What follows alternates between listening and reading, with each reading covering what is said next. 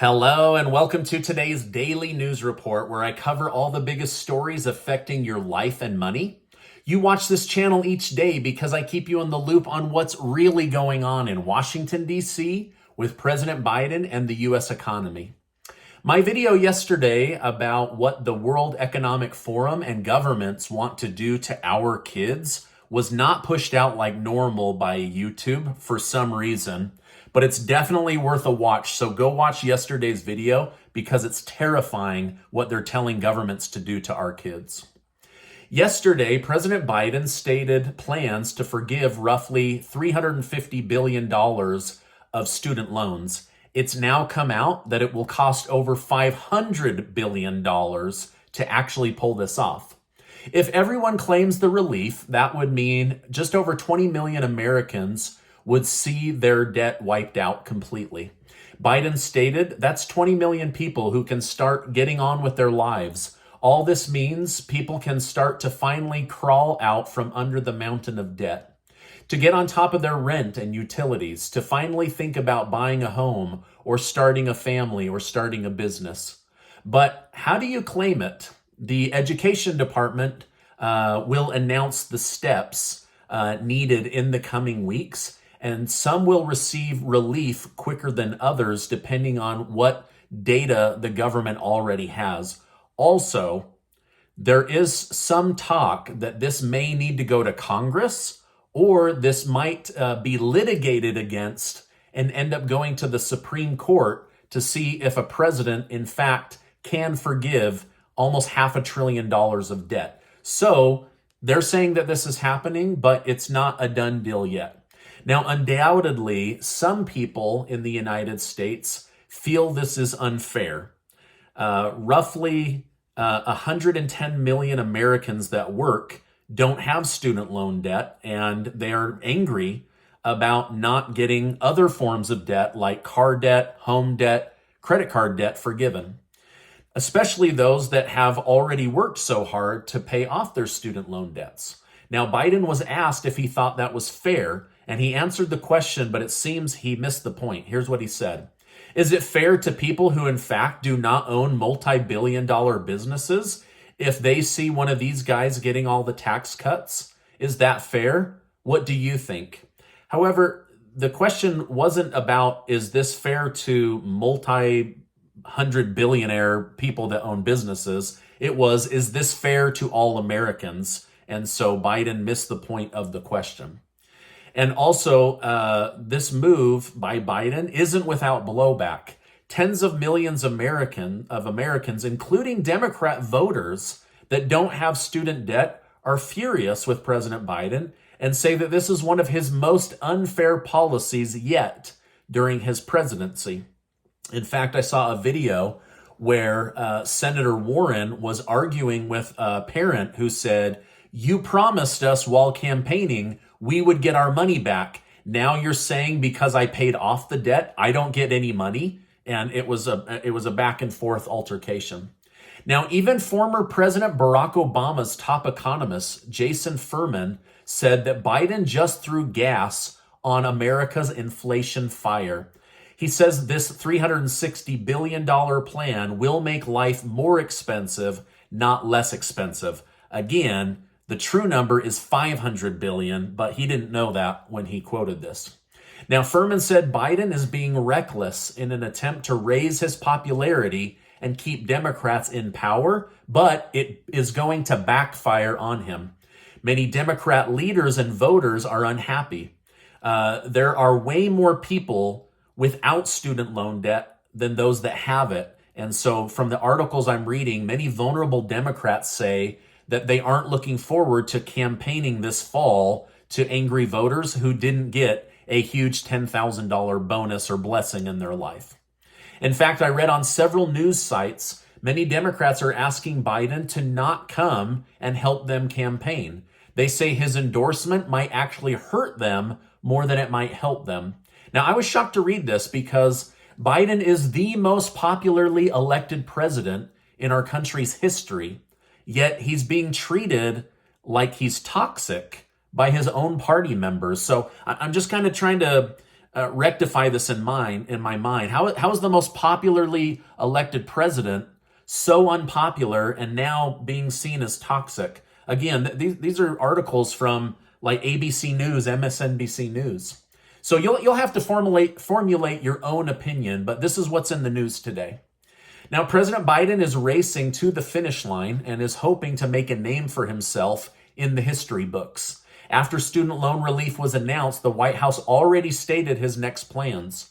Americans across the country and of all backgrounds agree that women should have the right to make their own personal health care decisions and to receive life-saving medical care without interference from politicians, and the president will continue to take action to protect women's access to life-saving health care. Now, I don't know what this life-saving health care is that women don't have access to, but I'm guessing he's referring to abortion, which I don't know why they don't just come right out and say abortion, but they're kind of trying to mask it as life-saving medical care that women are being denied. So anyway, that's his next big thing, is to go to bat for his voters that want to have access to abortions. However, some argue that the term health care is a bit misleading, and that it could open up more problems for President Biden. Now, there are a large swath of Democrat voters that want to see abortion be made, protected on a federal level versus on a state level. And so that could or could not be a big thing to draw voters out this coming November. Republican Senator Mitch McConnell, for example, was very confident about the midterms until recently. He apparently took a small jab at Donald Trump by stating his concerns about the quality of new Republican candidates, many of which were hand-selected by Trump. When Trump caught wind of this, he called for McConnell himself to be thrown out. And I think that's what this really comes down to, is McConnell doesn't want a bunch of MAGA, Make America Great people getting into office. And so he's now trying to sabotage Republicans moving forward. Trump said Mitch McConnell is not an opposition leader. He is a pawn for the Democrats to get whatever they want. He is afraid of them and will not do what has to be done. A new Republican leader in the Senate should be picked immediately. In fact, Trump went on to point out how McConnell's wife has a shipping company that was given billions of dollars in government contracts. Trump said McConnell and his wife are pro-China because they are making millions of dollars off China with their shipping company every year. So he says McConnell is afraid to stand up to Democrats for fear of being investigated and this coming out in the spotlight and losing his lucrative income stream. So I don't know if any of this is true. I do know that McConnell's wife has a shipping company and they are multi-decamillionaires because of it. But I didn't know anything about the government contracts from China. New reports suggest that former President Donald Trump may have known that he wasn't supposed to have certain documents at his home. In 2021, an email from Gary Stern, the National Archive and Records Administration Chief Counsel, shows that Trump's former White House counsel, Pat Cipollone, agreed that records requested should be given to the National Archive. While some documents were returned, Trump kept many of them. This email is not great for Trump if they're able to prove that he should have given those back immediately. However, I am reading from several constitutional lawyers that even within the Presidential Records Act, it doesn't say a timeline for when records have to be turned over. It's kind of just become customary to turn them over as you're leaving the White House. So anyway, Trump, may be in some trouble for that. While Biden marked Ukraine's Independence Day by blessing them with another $3 billion of American taxpayer money, the people of Ukraine had no time to celebrate. Russia attacked a train station, which ended up leaving 20 people dead. President Zelensky stated, "We will definitely make the occupiers bear responsibility for everything they've done, and we will certainly drive the invaders out of our land. Not a single stain of this evil will remain in our free Ukraine." Now, ever since the invasion of Ukraine, Biden has promised to essentially cut off Russia completely. He said, we're not going to buy their oil. We're not going to do any kind of trade or business with them. However, According to the Associated Press, 3,600 Russian shipments containing aluminum, plywood, and other materials have arrived in United States ports since telling the American people we won't do business with Russia or Putin. So Biden's being a little bit contradictive here.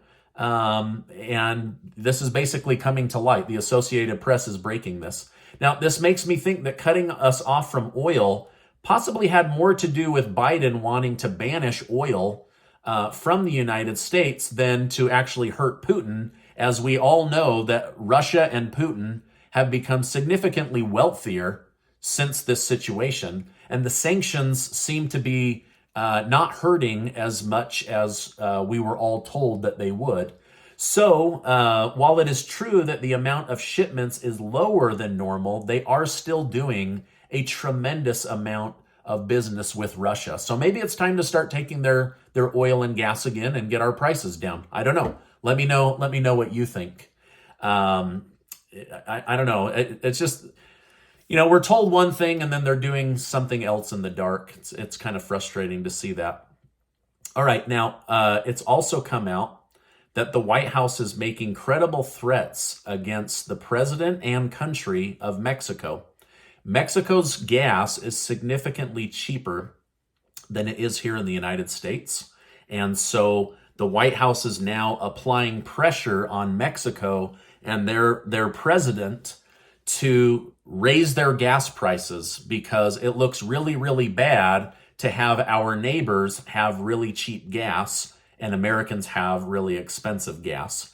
Anyway, this is probably just a narrative because, they turned around and sold our strategic reserves to China. So, where's the benefit for Americans, right? And now they're trying to bully Mexico into raising their prices so that our prices don't look so high. Just kind of weird, right? All right, now about a month ago, Uranium Energy Company partnered with me to educate my community on their stock company. Well, yesterday, their stock jumped about 17%. It's up 45% since I mentioned it to you. In fact, it caught attention. It was listed on CNBC's front page, and that likely helped the stock go up even more. So it was just really cool to see you guys in the comments saying, hey, thanks for telling us about UEC because I'm in the money, right? I'm doing really well. So anyway, kind of cool. Now, remember, many of the stocks that I share with you, they're long-term holds. So some of the mining companies that I own, they've come down, right? But they're not down because they struck gold and their value didn't go up. It's because they're still waiting to hit that gold and that silver, and then boom, you're going to see those stocks just shoot sky high. So anyway, just be patient. Everything you buy, you should feel really, really good about the company, and you shouldn't buy anything that you're not willing to hold for at least 10 years, right? Warren Buffett says if you wouldn't hold it for 10 years, don't hold it for 10 minutes, right? Don't try to get rich quickly. So anyway, just wanted to share that with you. Also, I saw that Plains All-American Pipeline and Energy Transfer are doing really, really well as well. So anyway, it just makes me really, really happy. All right, now speaking of energy, Japan announced that after seeing all the mess Europe is enduring with high energy costs spiking, Japan is going back to nuclear energy. The plants will be much more modern, they'll be smaller, and they'll be built in safer zones in order to keep Japan and their citizens from suffering high energy costs. So Japan is going back to nuclear, which is, that announcement also probably helped Uranium Energy Company jump through the roof. The Department of Justice has now classified ghost guns as firearms. Ghost guns are guns where the parts come in individually and then you build it yourself and you don't have to register. And now they're saying, no, that's the same as a gun, and they will fall under the same rules and laws. Now, this is my update for today. As I know more, I will come on and share more with you. Make sure to take 20 seconds to sign up to be one of the winners of the $1,000 per person giveaway that Casey and I are doing. That's ending very soon, so go get your name in. And also, check out the video from yesterday, and I'll tell you exactly what governments and the World Economic Forum want to do to your kids. Now, before you go, I want to remind you that you are amazing. I appreciate you being in my community, and I will see you on the next video.